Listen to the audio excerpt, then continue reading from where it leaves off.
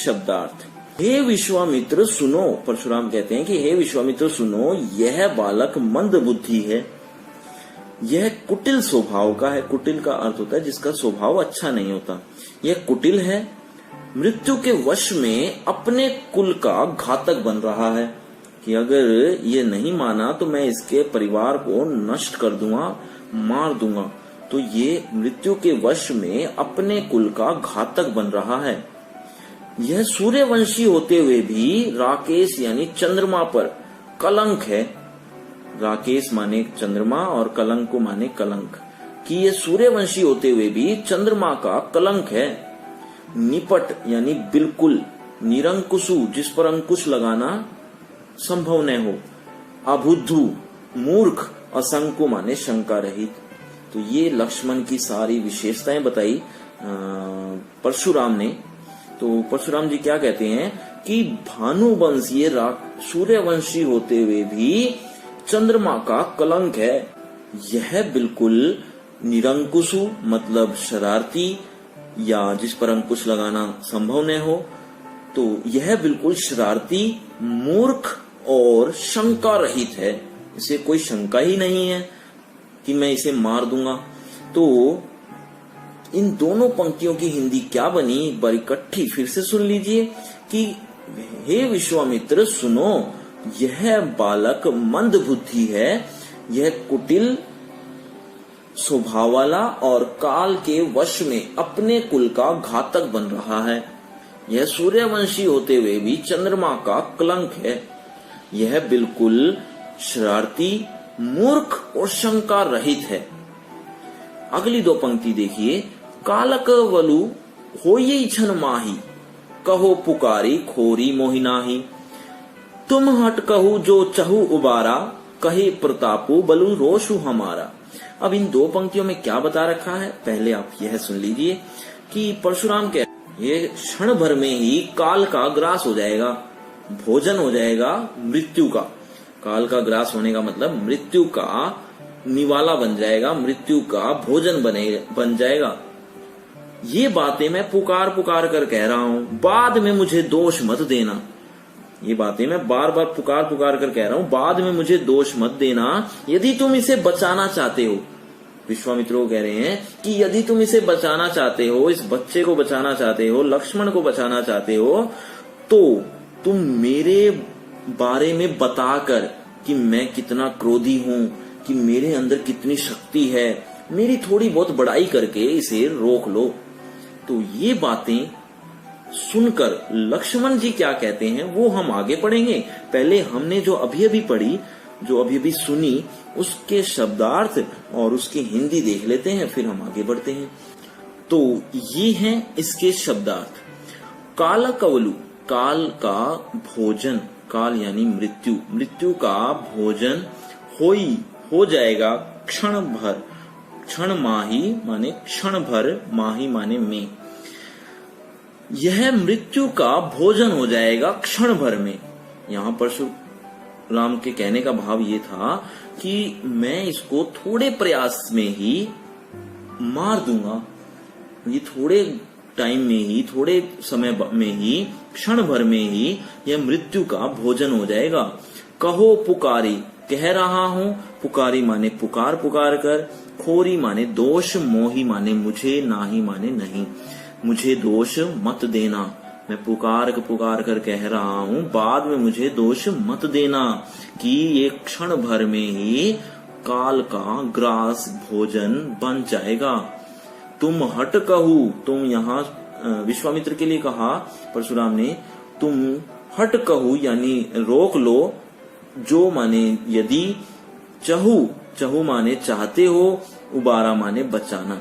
यदि तुम इसे बचाना चाहते हो तो तुम इसे रोक लो। क्या करके, कहकर, प्रतापो माने प्रताप या बढ़ाई, मेरी बढ़ाई करके, बलु माने बल या शक्ति, रोषु माने क्रोध, हमारा मतलब हमरा, हमारा मतलब मेरा बल, क्रोध और बढ़ाई कहकर, मेरी बढ़ाई, बल और क्रोध को कहकर इसे रोक लो। यदि तुम इसे बचाना चाहते हो यदि तुम इसे बचाना चाहते हो तो मेरा प्रताप, बल और क्रोध को कहकर इसे रोक लो। लखन कहेऊ मुनि सुजसु तुम्हारा, तुम ही छत को बर नहीं पारा। अपने मुंह तुम आपनी करनी, बार अनेक भांति बहुबरनी। अब इन दो पंक्तियों में क्या बात चल रही है? इन दो पंक्तियों में लक्ष्मण कह रहे हैं क्या बात, जब उन्होंने ये कहा परशुराम ने कि तुम मेरी बढ़ाई कहकर इसे रोक लो, तो लक्ष्मण इस बात को पकड़ लेते हैं और उनका इसी बात पर मजाक बनाते हैं। क्या कहते हैं? लक्ष्मण कहते हैं कि हे मुनि, तुम्हारा स्वभाव किसने नहीं सुना? तुम्हारे स्वभाव को तो हर कोई जानता है। अगर और वैसे भी तुम्हारे स्वभाव का वर्णन तुम्हारे रहते दूसरा कौन कर पाएगा? तुमने अपने मुंह से अपनी बातें इतनी बार बता दी, अनेक प्रकार से अनेक बातें तुमने इतनी बार बता दी, लेकिन अगर फिर भी तुम्हारे मन में संतोष नहीं हुआ तो फिर से कुछ कह लीजिए। अपने अंदर असहाय दुख को, ऐसा दुख जो सहन ना हो, असहाय दुख को सहन मत करो। यही बातें हम इन 3 पंक्तियों में पढ़ने वाले हैं। तो एक बार शब्दार्थ देख लीजिए, फिर हम इसकी हिंदी देखेंगे। तो ये हैं इसके शब्दार्थ। लखन कहेहु मुनि सुजसु तुम्हारा, सुजसु माने स्वभाव। लक्ष्मण जी कहने लगे तुम्हारे स्वभाव, हे मुनि, तुम्हारा स्वभाव तुम्हारे रहते दूसरा, अच्छा माने कोई और, कोई दूसरा, तुम्हारे रहते दूसरा, को माने कौन, वर्णई माने वर्णन, पारा मतलब पाएगा। तुम्हारे रहते दूसरा कौन वर्णन कर पाएगा? लक्ष्मण जी कहने लगे हे मुनि, तुम्हारा स्वभाव तुम्हारे रहते दूसरा कौन वर्णन कर पाएगा? अपने मुंह तुम आपनी करनी, अपने मुंह से तुमने अपनी करनी, अनेक बार बहु प्रकार से, भांति माने प्रकार, बहु माने बहुत या अनेक, अनेक बार अनेक प्रकार से, बरनी माने वर्णन, पहले भी आया था ऊपर बरनी था, इसमें बरनी है, तो दोनों का अर्थ एक ही है, वर्णन करना। तुमने अपने मुंह से अपनी करनी अनेक बार अनेक प्रकार से वर्णन कर दी। नहीं संतोषु, यदि संतोष नहीं हुआ तब पुनि कछु कहू, तो फिर से कुछ कह लीजिए। पुनि माने फिर से, कछु माने कुछ, कहू माने कहना। नहीं संतोष हुआ तो फिर से कुछ कह लीजिए। जनि माने मत, रीस माने क्रोध, क्रोध को रोक कर, असहाय दुख, दुस्सह माने असहाय, दुख सहयु सहन करना, असहाय दुख को सहन मत करो। क्रोध को रोक कर असहाय दुख को सहन मत करो। मतलब अगर तुम्हारे मन में कुछ है, अभी और भी कुछ बोलना है तो कह लो, क्योंकि अगर तुम रोक लोगे, अंदर ही रोक लोगे क्रोध को, तो वो एक तरह से तुम्हारे लिए असहाय दुख होगा। तो वो असहाय दुख को सहन मत करो। एक बार तीनों पंक्तियों की इकट्ठी लगातार फिर से सुन लीजिए। लक्ष्मण जी कहने लगे हे मुनि, तुम्हारे स्वभाव का वर्णन तुम्हारे रहते दूसरा कौन कर पाएगा? अपने मुंह से तुमने अपनी करनी अनेक बार अनेक प्रकार से वर्णन कर दी है। नहीं संतोष हुआ तो फिर से कुछ कह लीजिए। क्रोध को रोककर असहाय दुख को सहन मत करो।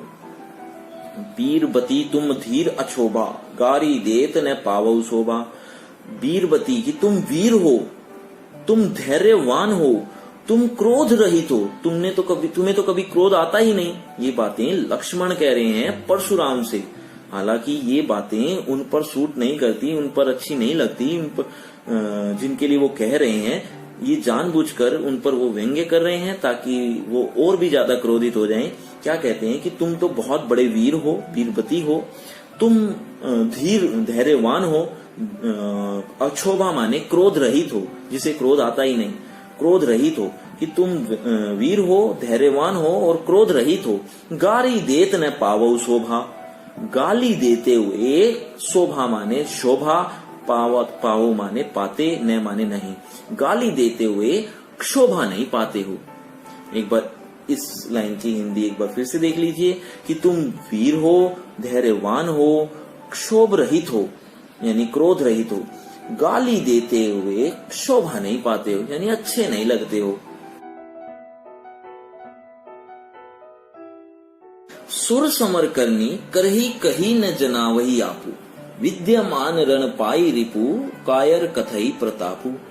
अब इन दो पंक्तियों में क्या बातचीत चल रही है पहले आप यह सुन लीजिए। लक्ष्मण परशुराम से कहते हैं, क्या कहते हैं कि जो बड़े बड़े महान योद्धा होते हैं वो अपने बारे में बहुत कुछ बोलते नहीं है। महान योद्धा युद्ध भूमि में युद्ध करते हैं, अपने बारे में बढ़ाई नहीं करते। जब भी कोई युद्ध भूमि में योद्धा लड़ने आते हैं तो वह अपनी बढ़ाई नहीं करते। महान योद्धा लड़ने का काम करते हैं, लड़कर दिखाते हैं। जो कायर होते हैं, कायर लोग ही युद्ध भूमि में शत्रु को देखकर अपनी बढ़ाई करते हैं कि मैं बहुत बड़ा हूं, ये हूं, मैं ऐसा कर दूंगा, वैसा कर दूंगा। ये बातें तो कायर लोग करते हैं। तो ये हैं इसके शब्दार्थ। सुर मतलब योद्धा, समर युद्ध, करनी माने करना, करही करके दिखाना, कही माने कहना, न माने नहीं, जनावही माने परिचित, आपू माने अपने आप को। तो इस पंक्ति की हिंदी क्या बनी देखिए, कि योद्धा युद्ध करने का कार्य करके दिखाते हैं, अपने आप को परिचित नहीं करवाते। एक बार फिर से देखिए, योद्धा युद्ध में युद्ध करने का कार्य करके दिखाते हैं, अपने आप को परिचित नहीं करवाते। विद्यमान रण पाई रिपु, कायर कथई प्रतापु। विद्यमान माने विद्यमान, रण माने युद्ध भूमि, पाई माने पाकर, रिपु माने शत्रु, कायर तो आप जानते हैं, कथई माने कहते हैं, प्रतापु माने बढ़ाई। एक बार इसकी हिंदी और देख लीजिए कि युद्ध भूमि में शत्रु को विद्यमान पाकर कायर लोग ही अपनी बढ़ाई कहते हैं।